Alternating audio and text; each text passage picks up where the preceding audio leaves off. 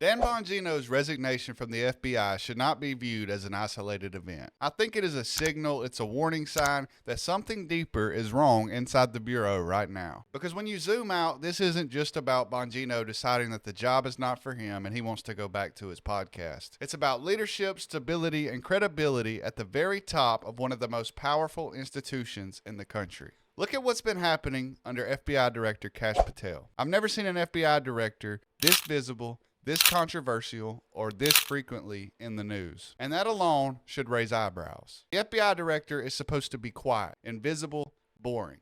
Most Americans should not even know their name. But Kash Patel has become a regular headline, and not for good reasons. We've already seen at least 2 high-profile cases where the FBI publicly announced that they had a suspect in custody, only to have to later backtrack that statement. Those aren't small mistakes. In federal law enforcement, credibility is everything. Once you lose it, every future statement is then questioned. On top of that, Patel has been under heavy scrutiny from both sides of the aisle. Democrats don't trust him, and Republicans are uneasy with how things look at the Bureau. And when both sides are skeptical, that tells you that it is not just partisan noise, that there are real issues. Now add Bongino's resignation to the picture. When the deputy director leaves after a short, turbulent tenure, it does not scream business as usual. It suggests internal tension, instability, or at the very least, a leadership team that hasn't been functioning smoothly. And here's the real issue. The FBI doesn't have armies or tanks. Its power comes from the public trust, from the belief that when the FBI says something, the facts are solid, measured, and final. Right now, that trust is absolutely fraying. So when people ask, why is Dan Bongino leaving the FBI, I think the more important question to ask is this. What does this departure say about the state of the institution that he is leaving behind? Because if the leadership at the top keeps making headlines for the wrong reasons, this stops being about personalities and starts being about whether the FBI itself